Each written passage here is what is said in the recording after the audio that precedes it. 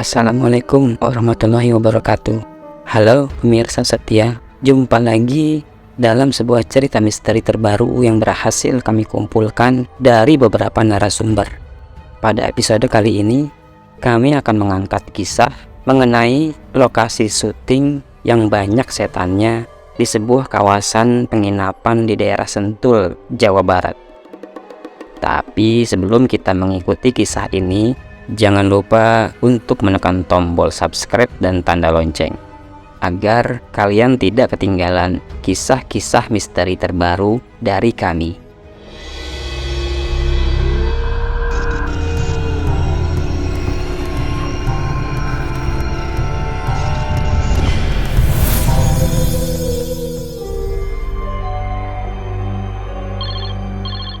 Pukul 10 pagi, Johan mendengar HP-nya berdering berulang kali. Ia yang baru tidur jam 5 pagi tidak mendengar sama sekali deringan suara HP-nya. Ia baru menyadari kalau ada telepon masuk jam 2 siang saat ia terbangun karena perutnya berasa lapar. Sambil menggosok-gosok matanya, ia melihat ada 3 kali panggilan tak terjawab dari nomor yang sama. Tanpa basa-basi, ia langsung menelpon balik nomor tersebut yang ternyata berasal dari unit manajer yang sedang menggarap sebuah sinetron. Johan diminta datang saat itu juga untuk menggantikan kameramen yang hari itu mendadak sakit. Setelah mendapatkan Sherlock tempat lokasi syuting itu berada, Johan yang hanya sempat cuci muka tersebut langsung meluncur ke lokasi di mana syuting tersebut berlangsung. 30 menit perjalanan dari rumahnya, Johan tiba di lokasi yang sudah ditentukan. Lokasi tersebut adalah sebuah kawasan penginapan yang sangat asri. Kawasan ini memang sangat tepat sebagai tempat istirahat bagi orang-orang yang ingin berlibur dan mencari ketenangan. Setelah membaca skenario dan mendengarkan pengarahan dari sutradara, Johan mulai memainkan skillnya dalam pengambilan gambar. Scene demi scene dilalui tanpa hambatan, karena baik kru maupun pemain merupakan para profesional yang cukup berpengalaman. Pukul 6 sore, sutradara memberikan komando untuk istirahat, karena hari sudah mulai gelap. Sambil menyiapkan peralatan untuk syuting malam hari, sebagian kru dan pemain memanfaatkan waktu istirahat tersebut. Johan menuju ke base camp tempat kru menginap. Sambil menunggu jadwal makan malam, Johan merebahkan diri di kasur yang sudah disiapkan di salah satu kamar. Sambil menutupi kedua matanya dengan lengan kanannya, Johan yang sangat ingin melepaskan lelahnya tersebut merasa ada seseorang yang berdiri memperhatikannya. Walaupun dengan posisi tidak melihat langsung, Johan merasa kalau ada orang yang berdiri di samping atas kepalanya. Johan merasa kurang nyaman karena merasa dilihatin oleh seseorang yang berdiri di dekat pintu tersebut. Orang yang kurang jelas sosoknya tersebut terus memperhatikannya. Lalu Johan melepaskan tangan yang menutupi wajahnya tersebut sambil duduk dan menoleh ke arah orang yang berdiri tersebut. Saat menoleh ke pintu, ia melihat sekelebatan orang yang pergi meninggalkan kamar itu.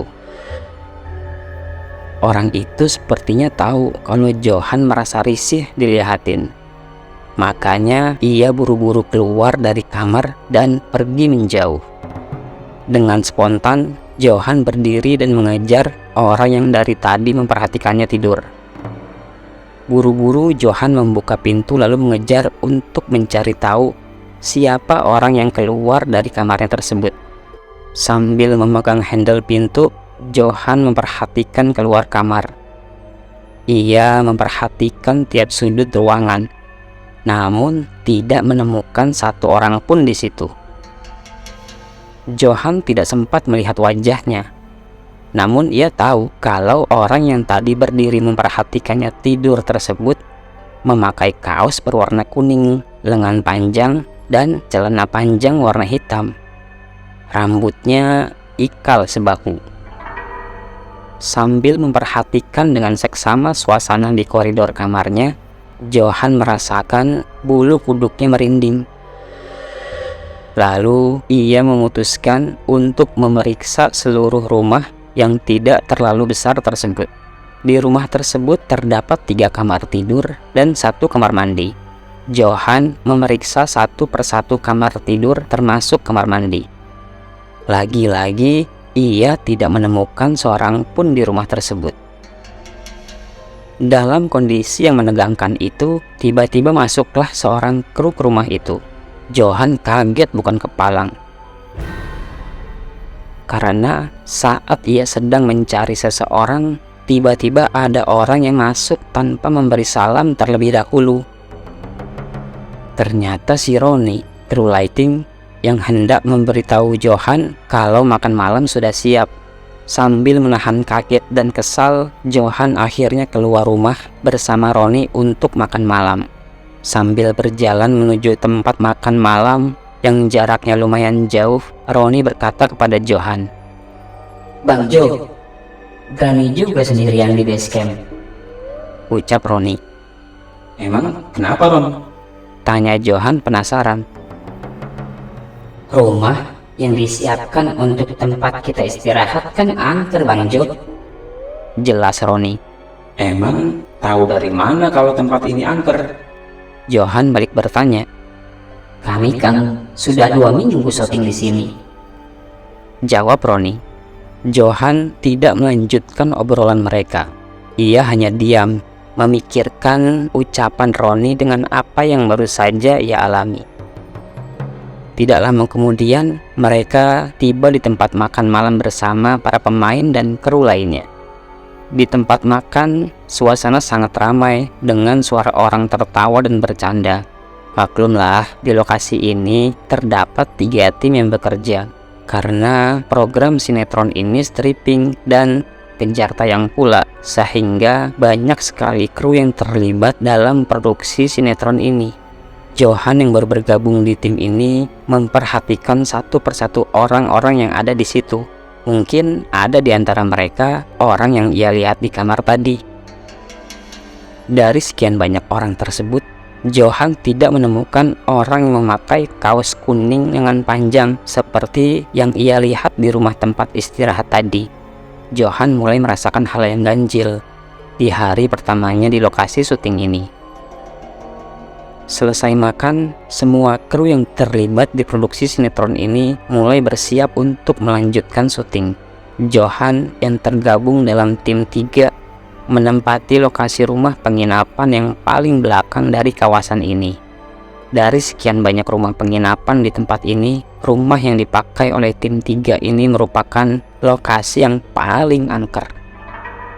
Tidak jauh dari lokasi tim 3 bekerja, terdapat sebuah bangunan yang digunakan oleh pengelola penginapan sebagai gudang.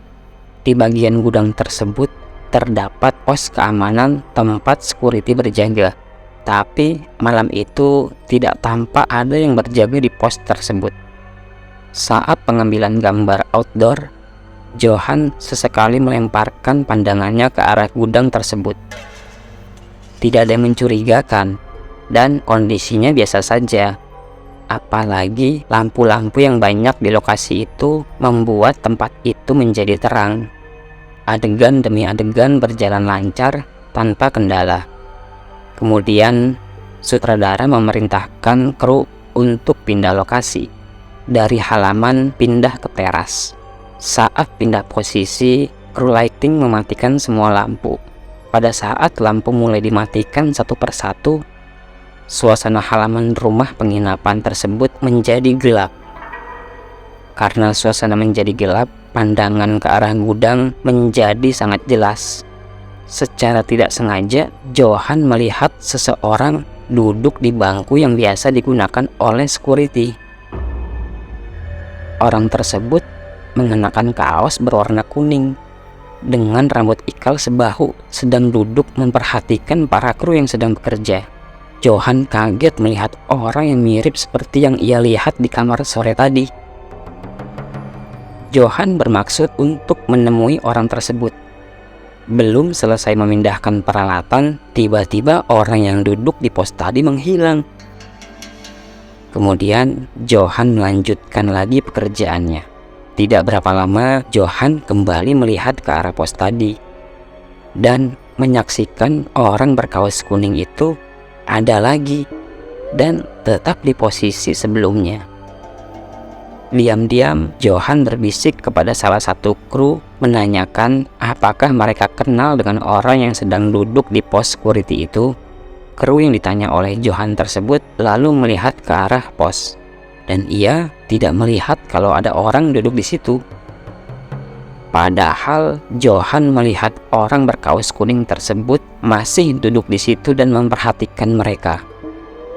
Sambil bercanda, Johan menepuk pundak temannya itu dan kembali bertanya, Hei, itu orang yang duduk ngeliatin kita dari tadi, itu siapa?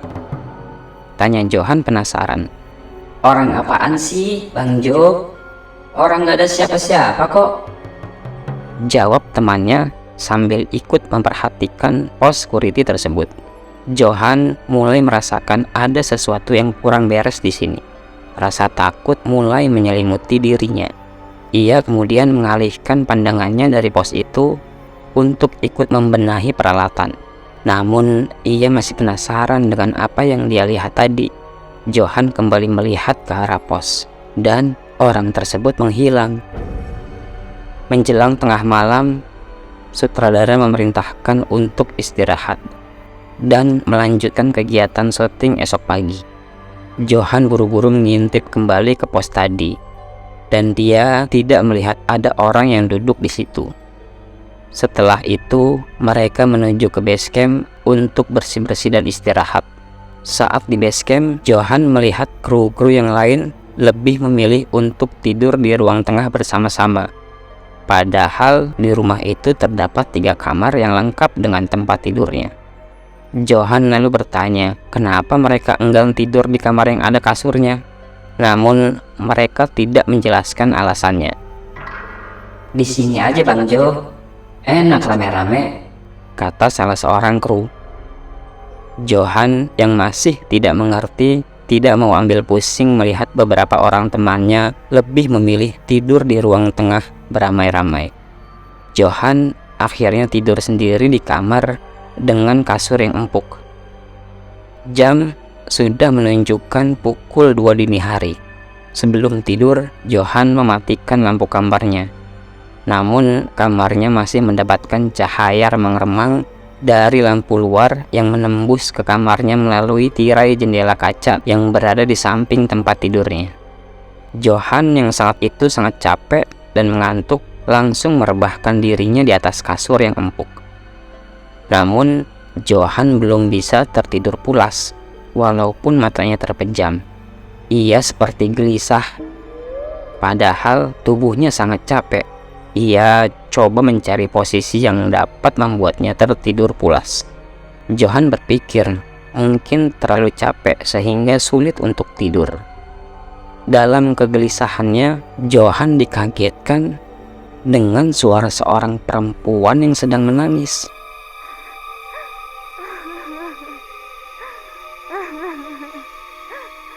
Suara itu sayup-sayup terdengar dari balik dinding kamar yang terbuat dari kayu.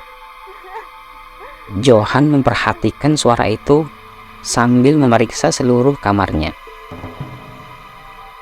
Suara itu terdengar sangat sedih sekali, seperti seseorang yang sedang meratapi sesuatu. Lalu Johan duduk di atas tempat tidur. Sambil bersandar, ia mendengarkan dengan seksama suara itu. Karena penasaran, ia coba mencari sumber suara itu. Namun ia tidak berani keluar. Lalu ia coba membangunkan salah seorang temannya untuk mencari tahu siapa perempuan yang menangis malam-malam gini. Teman yang ia ajak untuk mencari sumber suara tersebut bukannya bangun, malah merangsek tidur lagi di tengah-tengah temannya yang lain. Tiba-tiba suara itu menghilang. Johan yang juga merasa takut kembali masuk kamar untuk melanjutkan tidurnya. Baru saja ia hendak memejamkan matanya, tiba-tiba pintu depan diketuk oleh seseorang. Johan bangun lagi dan langsung membuka pintu depan. Ia tidak menemukan satu orang pun di teras depan. Ia coba melihat ke samping kiri dan kanan rumah penginapan itu, tapi tetap juga tidak menemukan siapa-siapa. Jam sudah menunjukkan pukul 3:30 pagi. Sayup-sayup terdengar suara orang mengaji dari salah satu masjid, menandakan waktu salat subuh sudah dekat. Saat itulah Johan dapat beristirahat dengan tenang. Pukul 8 pagi, Johan terbangun karena mendengar suara berisik teman-temannya sesama kru sedang ngobrol dan bercanda. Johan lalu menceritakan pengalaman yang dia alami semalam. Teman-temannya hanya tersenyum mendengar cerita Johan. Makanya kita nggak ada yang berani tidur di kamar Bang Jo. Di sini setannya jahil, cerita Rudi kepada Johan. Beberapa waktu lalu kita semua diganggu dengan suara orang menangis, kadang tertawa. Tapi yang paling serem, lihat penampakan nenek-nenek dengan rambut putih terurai masuk ke tiap kamar. Lanjut cerita Rudi. Johan yang baru bergabung di tim produksi ini hanya menggeleng-gelengkan kepalanya mendengar cerita-cerita teman-temannya sesama kru. Sambil menunggu giliran mandi, Johan melihat 2 mobil sedan masuk ke area penginapan. Dari mobilnya terlihat kalau yang datang tersebut adalah orang kaya. Mungkin mereka tamu yang akan menginap di penginapan ini. Iring-iringan mobil itu tidak mampir ke salah satu penginapan, tetapi mereka langsung menuju ke gudang yang letaknya paling belakang dari komplek penginapan ini, yang kebetulan berada di dekat rumah penginapan Johan dan kawan-kawannya. Pak Satpam yang tiba duluan dengan motor segera membuka pintu gudang. Sepertinya tamu yang datang tersebut bukan tamu biasa. Dari sikapnya yang akrab dengan Pak Satpam menandakan tamu ini kemungkinan sudah sering datang ke sini. Atau mungkin tamu tersebut adalah pemilik dari penginapan di sini. Mobil pertama berhenti persis di depan pintu utama gudang. Dari dalamnya keluar 2 orang laki-laki setengah bayak. Mereka langsung masuk ke dalam gudang. Mobil kedua berhenti di sebelah mobil pertama. Dari dalam mobil itu keluar 3 orang laki-laki dan 1 perempuan yang juga setengah bayak. Semua orang itu masuk ke dalam gudang. Hanya 1 orang saja yang berjaga di depan bersama security. 2 orang ini duduk di pos sambil ngerokok dan berbincang akrab. Johan terus menyaksikan pemandangan itu dengan sangat penasaran. Apa yang mereka lakukan di gudang tersebut? Pikir Johan. Saat sedang serius memperhatikan tamu-tamu yang masuk ke dalam gudang tersebut, tiba-tiba Andre, salah seorang kru, menepuk pundak Johan, memberi kode kalau kamar mandi sudah kosong. Johan segera menghentikan pengamatannya karena harus mandi dan bersiap untuk kerja lagi. Perhatian Johan kini terfokus pada pekerjaannya. Ia tidak lagi memperhatikan kegiatan orang-orang di gudang tersebut. Saat sedang seru-serunya bekerja, tiba-tiba mereka mendapat kabar kalau kameramen yang posisinya digantikan Johan meninggal dunia. Semua kru dan pemain kaget. Begitu cepatnya rekan mereka meninggalkan mereka semua. Padahal kameramen tersebut tidak menunjukkan gejala sakit yang berat. Kegiatan syuting dihentikan sementara oleh sutradara, sekedar untuk menghormati salah satu rekan mereka yang meninggal dunia. Semua kru dan pemain berkumpul dan berdoa untuk rekan mereka tersebut. Saat sedang berdoa itu, rombongan orang-orang yang datang ke gudang melintasi jalan utama penginapan. Johan memperhatikan mobil yang berjalan beriringan tersebut. Salah satu mobil yang melintas itu terlihat kaca jendelanya terbuka setengah. Dari dalamnya terlihat wajah perempuan setengah baya memperhatikan mereka dengan tatapan yang mengerikan. Johan yang juga memperhatikan mobil-mobil tersebut beradu tatapan dengan ibu-ibu tersebut. Dan si ibu langsung menutup kaca jendela mobil yang hitam pekat itu begitu ia melihat Johan yang juga memperhatikan mereka. Johan semakin penasaran terhadap rombongan tersebut. Saat istirahat makan siang, Johan tidak langsung ke meja makan prasmanan, tapi ia langsung menuju pos security di gerbang depan dan menanyakan siapa rombongan yang baru lewat tadi. Security tersebut mengatakan kalau tamu yang baru saja pulang tadi adalah bos pemilik penginapan di sini. Tadi mereka kok masuk semua ke dalam gudang? Tanya Johan penasaran. Oh, tadi mereka meeting di sana. Jawab security santai. Meeting kok di gudang, Pak? Tanya Johan lagi. Iya, di gudang juga ada ruang meeting untuk para staf yang kerja di sini. Jawab Pak Security. Setelah berbincang-bincang sejenak dengan security, akhirnya Johan meninggalkan pos jaga tersebut dan bergabung lagi dengan para kru lainnya.